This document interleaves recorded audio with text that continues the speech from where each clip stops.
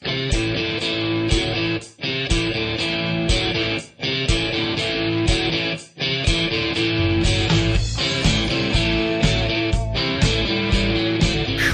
that was a good show today. But guess what? We're still here. For those brave enough to hang around, man, are you in for a treat? Welcome to the Gun Talk After Show. This is where we exhale and loosen up a little bit and maybe handle some of the issues that were either too strong for the radio or maybe that we just didn't have time for. So let's get Tom back in here along with show producer Jim Kinsey, Michael, and Michelle. Now, the Gun Talk After Show. Take it away, guys.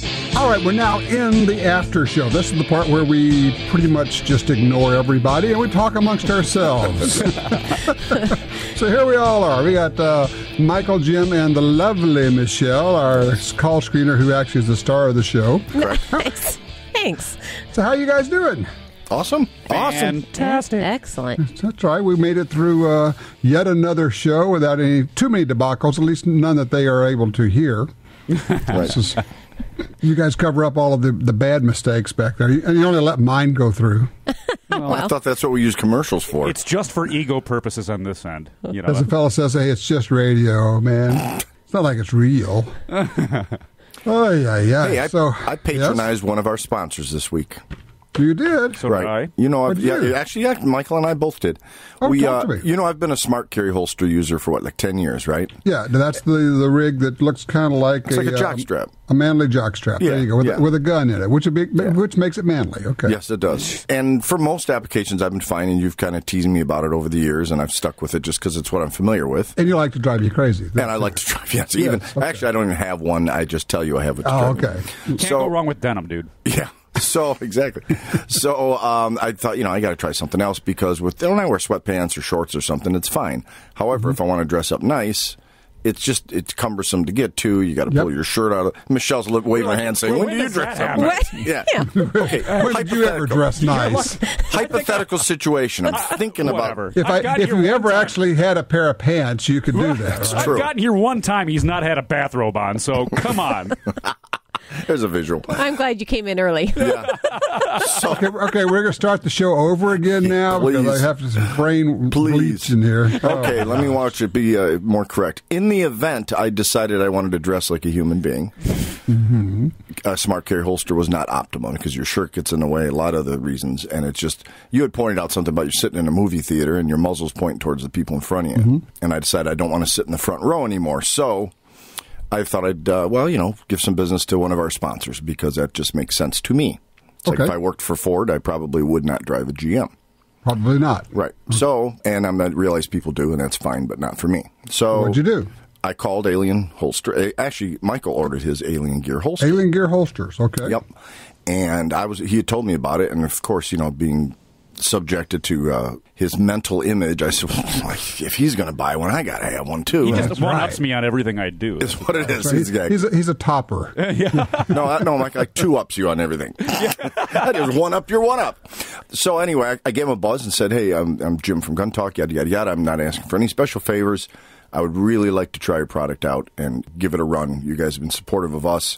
And I know over the past time you've had people approach you with sponsorships that you haven't been accepting of because you're not thrilled with their products. So I figured, I mean, realistically, not everybody who wants to get on Gun Talk as a sponsor gets on because some of the stuff I just tell, I could not say good things about your product, so I can't do that. Right, and I've been involved in some of those, and I know it happens. So I figure anybody on our staff or our roll rather of sponsors is got to be decent stuff because you've checked them out. So let's go there first. So I did, and of course I said no special favors. So what did they do? Overnighted it to me. Oh, yeah? Yeah, instead of the normal, there's a couple-week waiting list because their business is real strong now, which says something else about the company. So this is, keep in mind, first day of carrying anything in the 430 position. I went about some shopping. So first of all, I sat in the car. I thought it'd be weird getting into my truck. But it wasn't. It actually kind of felt like I had a back brace, and in a weird way, not in the self-defense way, but just in a physical way, it felt kind of comforting. Now, did you wear a shirt tucked in? You used the tuckable feature in it? I didn't use the tuckable feature yet. Okay. That leads to something else. I'm taking this baby steps, Tom. Okay. So I have it on. Everything's great. I get out of the car, and my wallet's kept on the same side. So I'm feeling, am I going to be able to pull out my wallet without my shirt coming up? Little things like that. So I'm checking my stuff. And I wore a light color shirt. I probably wear dark color shirts from now on. But as I'm walking through, I'm like very self-conscious that I'm printing. Because I feel it's not painful, but I'm aware it's there. It's just in a different place. Yeah, I've got to be printing. There's no way I've got this size firearm on me and nobody can see it. What were you carrying? My Camber 45. Okay. And it's a Commander series, so it's still 4-inch. So, but still, it's a decent piece of iron.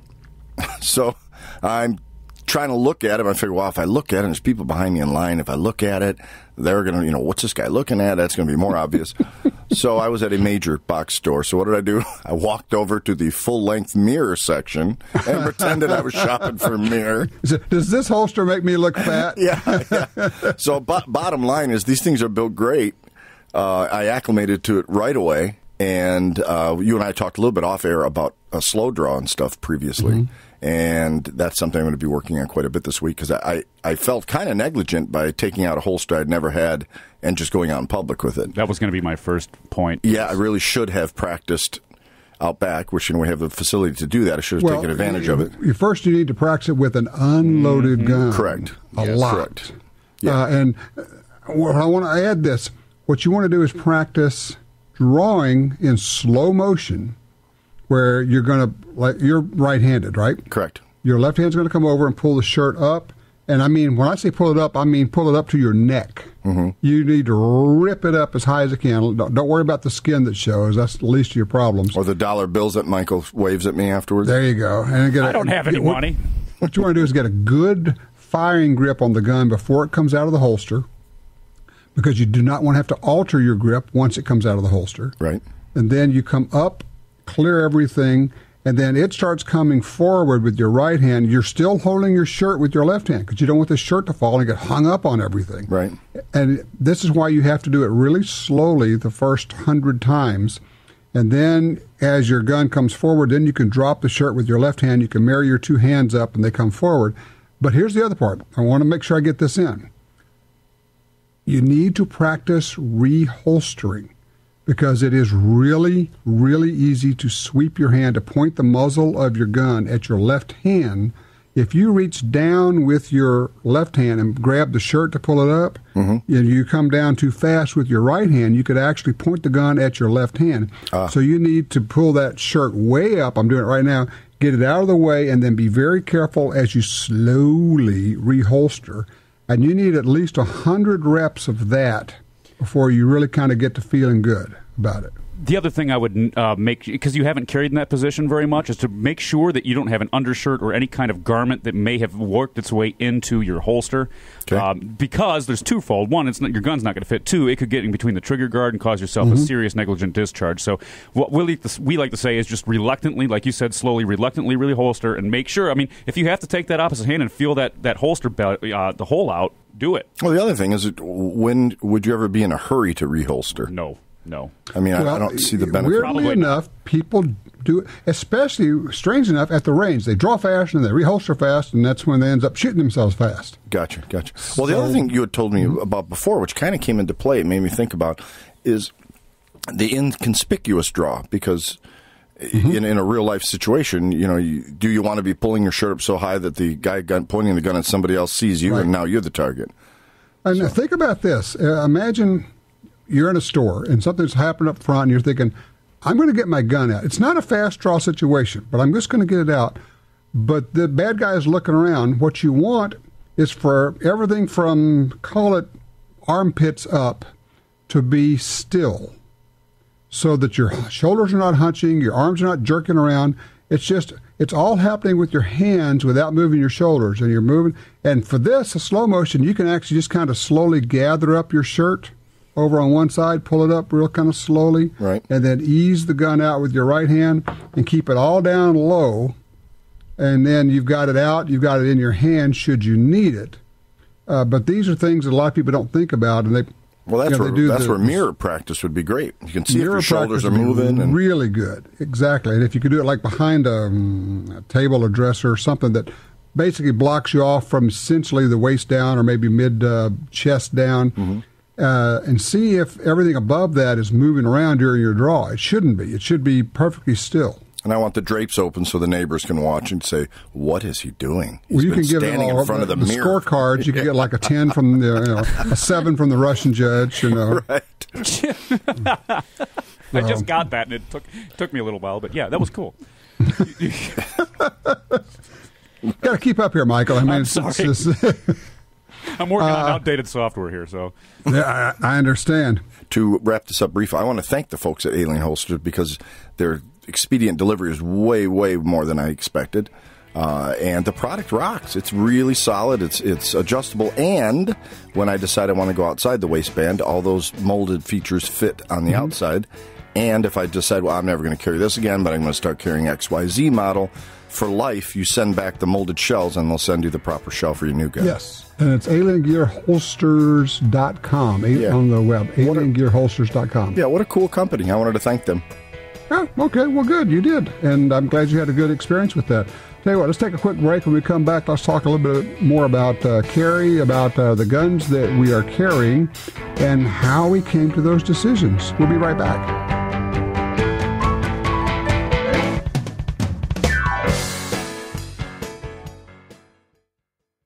You bet your life on your defense ammo.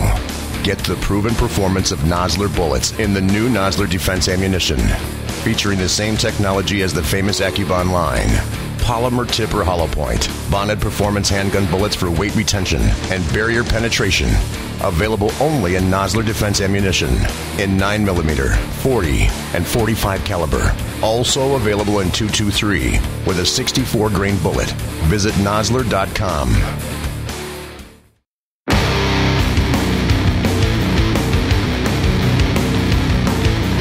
All right, Jim is still adjusting his shirt around his holster back here, and it's okay because it's a spectator sport. Michelle is like rolling on the floor laughing, going, "You did what?" He still won't let go of his shirt. Yeah, At least he's I wearing understand. Well, I got to ask. Go ahead, Michelle. I was going to say, what you just talked about, I think, is extremely important. You know, the type of holster, the type of gear, the type of tension that's kept on that holster. Jim and I were talking about that earlier. You know, it's adjustable. He can get it to where it's easier without being too easy. But I think the placement of the carry is what people need to spend a lot of time with as well. Not just the holster, but the placement is crucial. Right. It's your body type. It's what you're familiar with, whether or not you have medical problems that preclude you from being able to put it at, say, a 430. And, you know, I found, I was telling Jim about this, a sweet spot. You know, if it goes a centimeter over to the left or the right in the small of my back, it's totally, completely uncomfortable. You know, I've got the sight jabbing into my kidney, but if it's in the sweet spot, I don't even know it's there. Also, one thing to be aware of is that depending on how you sit, what kind of chair you sit in and all that, if you've got it too far back and it's back where it's pressing on your spine, even without falling on it, just sitting on it, you can really hurt yourself, end up sending yourself to the chiropractor or somebody. So be aware of that. Be cognizant of that thing pressing against your spine. Even though it's not a lot of pressure, it's constant. I have a police officer friend that had to retire early because he was knocked down by a suspect onto his backup gun and chipped a vertebrae and had, just can't, function properly. That's why I do not like that small of the back carry where it's right in the middle of your back. I mean, you get knocked down on that. And, you have an opportunity, and don't give away free draws. Every time you come home and you're taking your gun off, practice your draw. Oh. Right? You got to take the gun off anyway. Right, yeah. So get to a corner or somewhere where it's a safe direction where, okay, if this thing torches off, it's going to go through a wall, but it's not going to hit the neighbor, that kind of a deal. And then go in slow motion, practice your draw, the whole deal. Come down, pull it out, come up, two-handed grip, come out. And before you do this, say out loud, loaded gun. So you're not screwing around. This is not dry fire. But it's a practice draw. You pull it out, and now you're going to, whatever you're going to do, put it in the condition you don't want to leave it for the evening. But there you have 300 plus practice draws a year that you shouldn't give away. Yeah, I hadn't even thought of that. Now, that would include your stance as well, right? You want to do the whole thing, not just your draw portion, but... Let's talk stance for a minute. Okay. We need to stop thinking about stance. Everybody who teaches stance is doing a disservice to people. And I know all the instructors are going, what? Oh, what my. did you just say? You're going to be standing however you're standing, if you have to pull your gun out. The only reason we teach stance when we're teaching a class is because we have everybody in a line, and we have to make sure all the guns are pointed in a safe direction. Not because that's how you shoot well or anything else. So I don't care how somebody stands. Feet apart, feet together, right foot forward, left foot forward. I don't care, because from a realistic standpoint, you better not be standing at all. You better be moving when you're shooting, or behind something, or right, yeah. or moving to get behind something. Right. But this deal of and we do it because, and this is one of the things we have realized, some of the things we hold to be dogma, or these are the things we do, we learned them because they had to teach us that, because we were all standing in a line on a square range. Mm-hmm. Mm-hmm. When it comes time to actually use your skills, and people then end up standing there. We see this on the first-person defender show. They'll draw, they'll make a great presentation, they got their stance, yeah, but you're standing in a doorway and you're getting shot, dude. Move. Yeah. Get moving. If you really want to start working on something, when you do your slow-motion draw, take a big step to the right or to the left every single time. Never pull that gun out without taking a step. Huh. Because the movement will probably be the thing that helps save you. It adds that critical millisecond or two that it's going to take you to get your gun out of concealment and onto target. By moving, you've already interrupted that person's intention. Now they have to reevaluate exactly what's going on. Yep. And we like to teach, too, we like to teach what the body does naturally. If I throw a football and you're not expecting it right at your head, you're going to crouch down just a little. You're going to throw both hands out in front of you to protect your face. You're going to get almost the proper defensive shoot. I mean, you're going to move, too. What's the point of teaching somebody something that, like you said, is not going to be applicable in the real world? There's not. Yes, and I know that's one of the ways that people teach things. That slows people down. If you teach somebody to crouch... Well, not crouch, but you're going to get the nose over the toes kind of thing naturally, is what I kind of meant. If you teach them to move anything other than their hands, it's slowing them down. If you put them on a timer, you'll find that it slows people down. You look at the very best, the fastest competitive shooters, nothing moves on them other than their hands. Right. They don't crouch. They don't do any of that stuff. Now, that's not perfectly applicable to self-defense, but in terms of just speed, and I guess what I really want to come back to is the idea of stance. It's great to teach that when you're having to teach a class. I get it. That you have to do that because you don't want people waving their muzzles all over the place. Mm-hmm. But once we get past that and we're thinking, okay, I don't want to practice my stance. I want to be able to, if the threat's over to the side, I better be able to draw my gun and get on that while I'm moving, regardless of stance or anything else. Even if I'm cross-footed, I got to be able to get the gun out. So, but when you're doing this dry fire, or not dry fire, but your practice draw, please, please, please, for everybody who's listening, this is a loaded gun. So before you do it, stop, say out loud, loaded gun. I mean, you have to say it. It's not enough to think it. Right. There's an interesting dynamic that has to do with learning. If you say it out loud, it becomes real. If you say it in your head, it's not there really. So I'll give that a shot. Thank you. Yeah, it's a free. I learned that from Eileen New, one of the instructors at Gunsight. She said, "Man, it says every time you're taking your gun off, that's a free draw." In fact, at the range, whenever they would say, "Okay, draw to the ready position," and people would be kind of lackadaisical, just pulling their guns out, they'd say, "Well, stop. That was a free draw you just threw away. If you're going to pull your gun out to the ready position on the range, get ready to draw it like you mean it. Practice every single time. When you pull that gun out, you draw your gun as though you really mean it.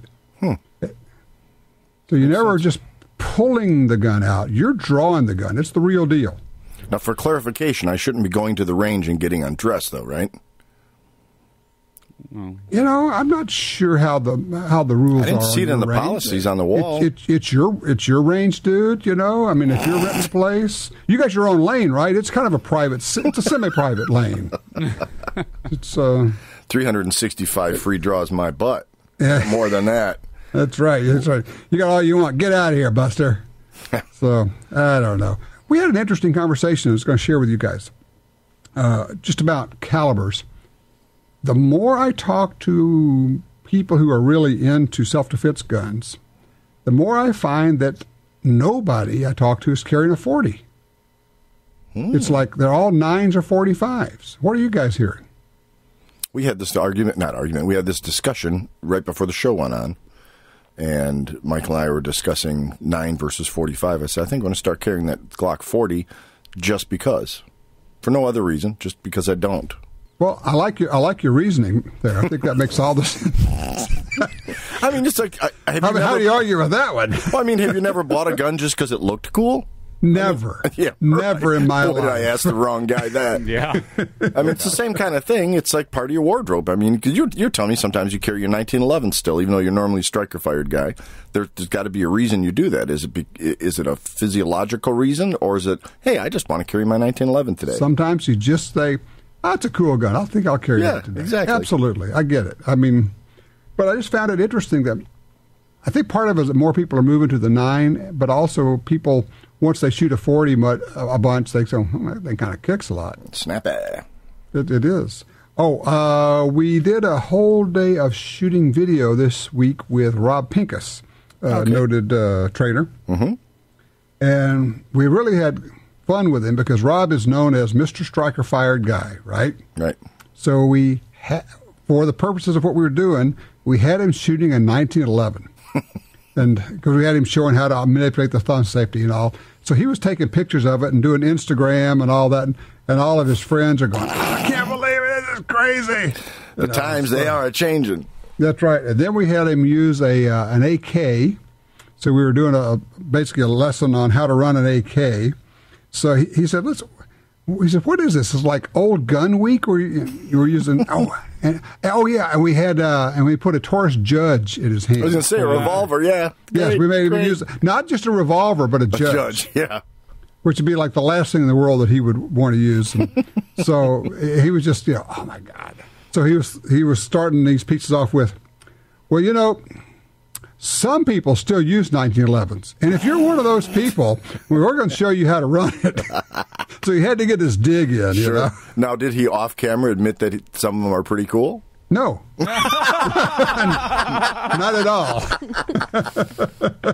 Change his mind. That's no, great. I mean, his thing is, look, we progressed, it's a 100-year-old design and et cetera, et cetera.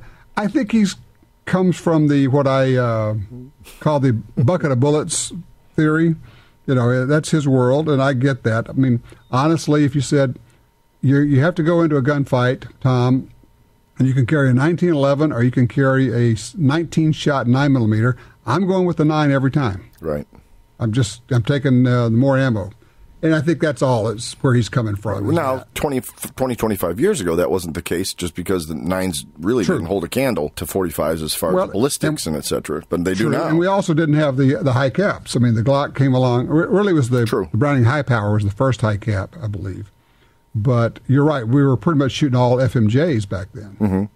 And if all you have is an FMJ, Michelle, you got to go with a bigger bullet, don't you? That's right. 45 every time. 45. People say, why do you carry a 45? Because they don't make a 50. But they do now. But they make a Glock conversion for $800. You can get a 50 cal Glock. A 50 cal Glock. Yeah, that's necessary. Wow. Yeah, Desert Eagle. That's 1 in the pipe and 2 in the mag. Just throw it at them.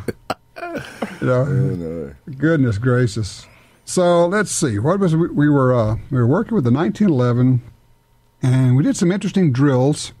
It's always fun for me to work with different trainers because you always pick up something. And it may not be so much that they're doing something differently as that they explained it differently. Mm-hmm. Does that make sense? Yep. Michael, that's you. I try not to explain anything that I say. No, I mean, I've watched your delivery with people, people I've worked with, and I step at Mike and I. We told you about we tag teamed some folks on Labor Day, and it was interesting having 2 different people from similar backgrounds but totally different deliveries. I would explain something and it might not sink in, and he'd step up and word it a different way, and you see the light bulb come on in their head, that kind of thing. Oh yes, it's we had that conversation this week with Rob, I said, talking about two instructors. He says, oh, yeah. He says, if you're just striking out with a student, you call somebody else over, and for whatever reason, they're teaching the same thing but saying it a different way, and it connects. Well, there's people are so radically different. It's not, everybody. Darn them. Yeah.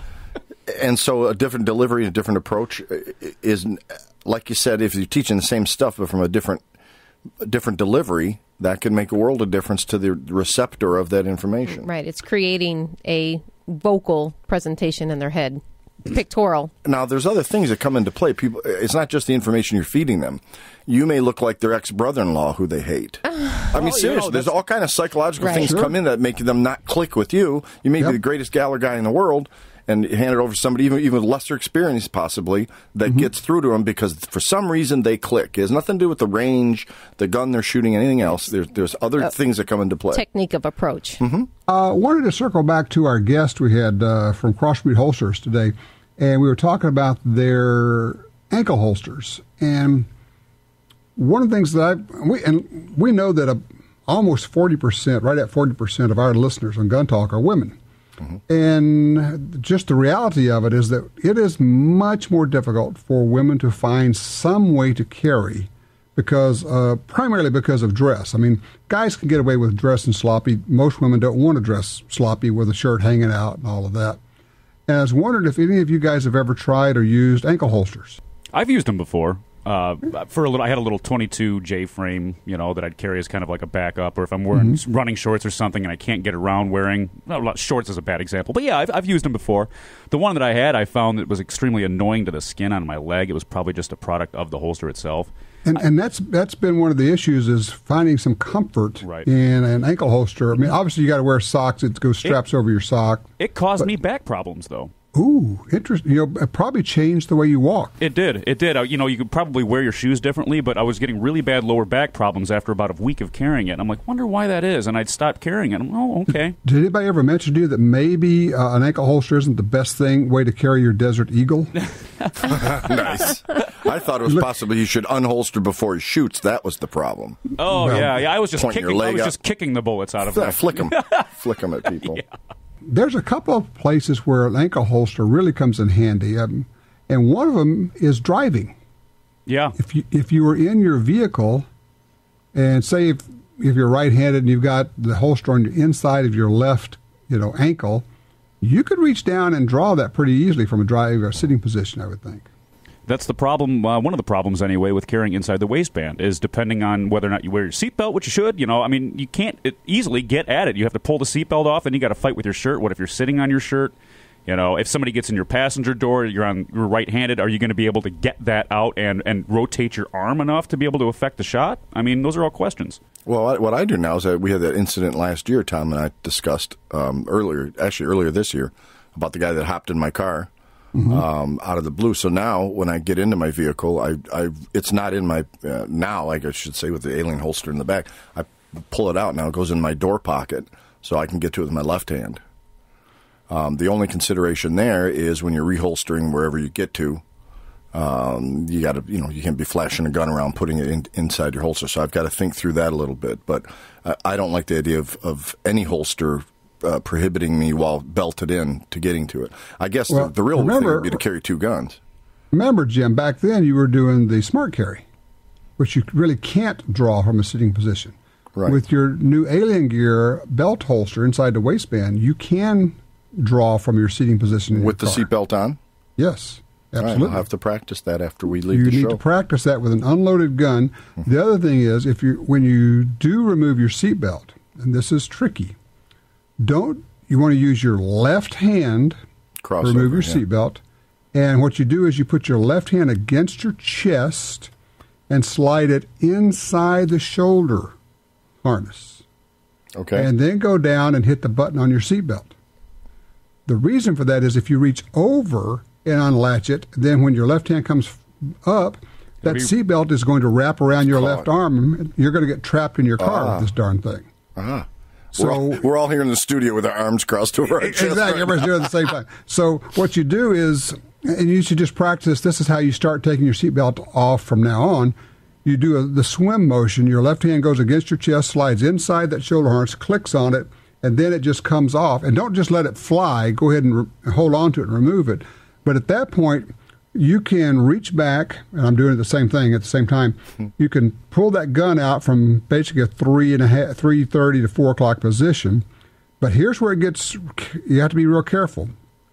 You're sitting down, there is a tendency to sweep your thighs with the muzzle. Point the gun at your thighs, and a hole in your femoral artery is you barely have time to say goodbye before you're gone forever. Right. So what you want is for the muzzle to come up and right around the top of the steering wheel. It just slides a big arc right around the steering wheel as you're going toward the left. Generally, you're going to the left side window. Right. Now, keeping in mind also you may have passengers in your front seat. Again, that's right. So it comes up, the barrel's pointed down, right? Yep. Lower your elbow so the muzzle comes up straight up without pointing at your passengers. Gotcha. And now you essentially place the barrel against the outside of the steering wheel and just ride it all the way around in a big arc around the steering wheel so it ends up pointing out your left window. We've all just pointed our finger muzzles at each other. Yes, we did. Yeah. And I've got 2 empty cases now in my defroster. But, and that's the kind of stuff that you don't think about, and then you go, okay, that's going to work. So there you are sitting, By the way, you don't want to be practicing this in a parking lot somewhere. Yeah. No. Blue gun or not. Yeah, it doesn't really matter. You're going to get at least spoken to, if not just, iced right there. Yeah. This is definitely one of those things that everybody thinks it's so easy to carry a firearm, that everybody ought to do it. Yes, everybody ought to do it, but it takes a lot of consideration, a lot of practice in all the different scenarios. You're talking about a car now. That applies to so many other items as well. Bedside, how you handle the bedside or, whatnot. But if a person spends a lot of time in their car, we got a lot of traveling salesmen. Boy, if this is something that you do, you really do need to take the time, pick out the right holster. And you know what? You end up spending a lot of money and a lot of time finding that holster. It's a big commitment. It is. And I do want to just for a moment touch on the idea of taking the gun off and putting it inside your car, anywhere in your car. I wouldn't recommend that for a couple of reasons, but primarily, you don't know where you're going to need this. You may have to exit the car really fast, and it's better for it to be on you when you exit than for you trying to fish it out of someplace. Okay. Also, there's always the chance that you could leave it, the temptation to leave it in the car. And then there's that third item, which you touched on, Jim, which is, okay, I'm now where I want to be, and now I have to get this gun out of wherever I have it and stick it back in my holster. And I've done that a number of times, and you do all kinds of weird little contortions so that you don't look like you're putting a gun on in your car. And try with a smart carry. People think you're doing something totally different. They're calling it in, but they're not reporting a man with a gun. Right. They got a whole different thing they're calling in now. He's got that newspaper he's been reading. What's he setting that up there for? Not going there. No, that's right. So is that a gun in your pocket, or are you glad to see me? Right. Okay, glad you didn't go there. Glad you didn't go there. That's right. Thank you, Mae West. Well, it's okay. It's a movie line. We can do that one. All right. So, Jay, I wonder why we don't broadcast the after show on terrestrial radio. Oh, we'd kind of like to do the show more than like a week or two before they yank it. By the way, we'll talk about this on the air. We're going to be we're going into a major market. Well, I guess it's next week, the Chicago market. Yeah, it's exciting. Into very cool stuff. WCGO. So the number 3 market in the country, and if any place ever needed to hear gun talk, it was Chicago. Yeah, and the cool part is now the techies might appreciate this. Most people might not get it, but it's a 10,000 watt station. There is actually a website called radiolocator.com. I think it's radio-locator.com, and you can actually see the transmission, the range of stations in their daytime and nighttime, and see what area they cover. Their ADI, area of dominant influence? Sure. Yeah, that's what it was. Sure, right. Jim. Yeah, there was a techie thing. Yeah. Now who's the geek?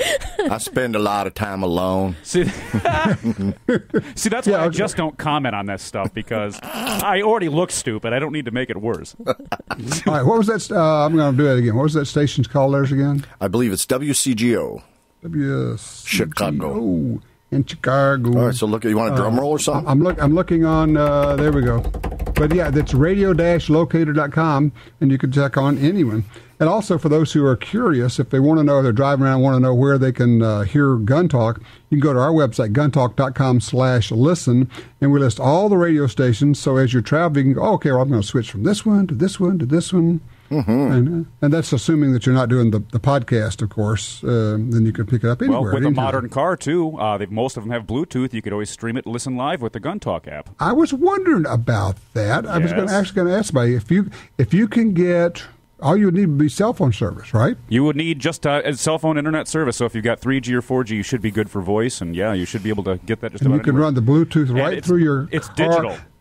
So that now, if you're listening to an AM, you're going to get a lot better fidelity off of your I've got app. some regular buttons, like the old push-button buttons on my radio. Will that work okay for that? As long as it's not like a 63 Rambler with a push-button transmission. Then that's a Gremlin. It's okay. I like my Gremlin. Yeah, oh yeah. You can get a really inexpensive FM transmitter. I have one in my truck because I have a cassette deck in it. But you just basically set it to a specific frequency, and then I can shoot anything from my phone onto the stereo speakers in the car, and it sounds great. So that's another way to go too. If you don't have a newer radio. All right. Well, welcome to Tech Talk here. Yeah. This is cool stuff. Yeah, I'm out. She's looking at this. I got nothing. She's got this clamshell phone over here. The buttons are all Yeah. worn off. No, I know guns, okay? I turn on the radio and I turn off the radio, and that's all I do.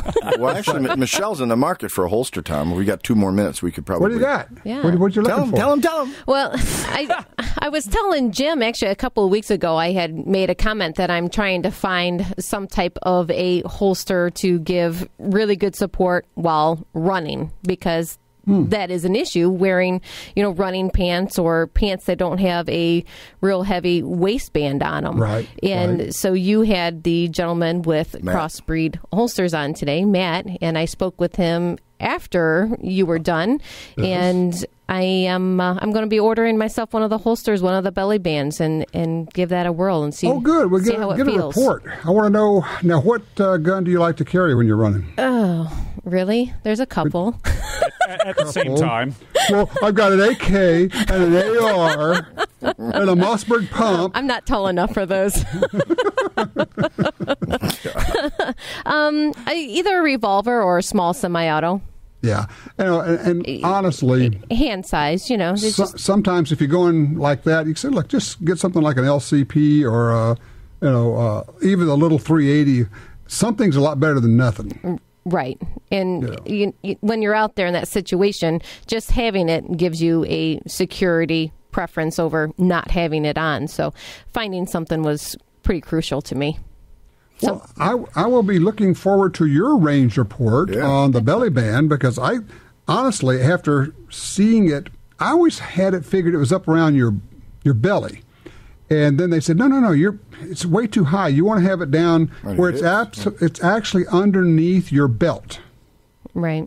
So that's kind of the line. It's like it's under your belt, so you can do an appendix carry with it with regular pants, or in your running jogging shorts, that kind of thing. Now, I will say, though, I have a friend. In fact, I'll tell you who it is. I know he doesn't mind me saying it. It's Doug Ritter, who we've had on a number of times from Knife Rights. Right. Doug was one of the first people I've ever seen use a belly band, and he carries a pretty good-sized Glock, but it's up above his pants, underneath his shirt, and he basically pops one button on his shirt and reaches in and comes out with a big old Glock. Huh.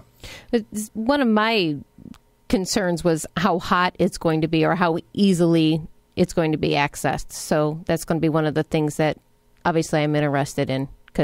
When you're running, you're supposed to be sweating. Come on. Right. No, but you know what I mean as far as the ride and comfortability of the holster itself. So I'm excited to try it. It's going to be hard to carry a belt-fed Glock. Yeah. With a holster. Exactly. Yeah. It's different. You may be unclear on the concept here, Jim. I'm just saying. It's not an MG42, but it'll work. Go. Well, all right. Well, Michelle, it's going to be up to you to give us the report on the belly band then. Okay. Stay tuned. Good. Will you get pictures of it in use or anything, or no? really. I'll just chase behind her on a moped with my camera because there's no way I'm running, and we'll get some footage for you. Yeah, Michael, you could be the designated stalker. Great. Let's try that out. Unverified. See how that works. Do you want me to still scream loaded gun? No, I don't think so. In this case, just go for it. That's right. No. The tip-off is when you stop and put on your earmuffs. Nice. As they say in law enforcement, that's a clue. Yeah. That's a tell. There you go. Oh, my gosh. Nice. All righty. It's time for us to get the heck out of Dodge, guys. I got some draw strokes to practice. I'm going to help your form. That's more, there you go. You look like a ball of Jello right now. Thank you. Trying to pull that out. Everybody's going, okay, how am I going to take the seatbelt off? And I'm going to do the thingy. I'm going to do what? While tuning in my radio, that's a cassette deck. That's right. And we're going 8-track now. There you go. You told me you are the one last person who has an 8-track? Recorder. A recorder player, yeah. Don't mess with me, man. Yeah, Oh, man, he'll that's jump right. over your Beatles, man. Still waiting for that first customer to come down the pike saying, hey, can you copy an old 8-track? Said, of course I can. Copy? I can record you a new one. There you go. That's right. Because all my music sounds like it's from the 70s. Oh, God. Yeah. Have an awesome week, my friend. All right. Take care, guys. Thanks, Sam. Bye. Hey, how'd you like the Gun Talk After Show? Pretty cool, huh? Yeah, we stick around after the regular radio broadcast and just have a little fun. You can get it on your computer, or better yet, have you heard about the new Gun Talk app for your Android or iPhone? That makes it real easy. Download it today in the App Store. You can use your iPod too. Join us again right here next week for the Gun Talk After Show with Tom, Jim, Michelle, and Michael. It's always worth it, and it's never boring, I can tell you that. We'll see you next week. We're hanging out at guntalk.com. Meet us there.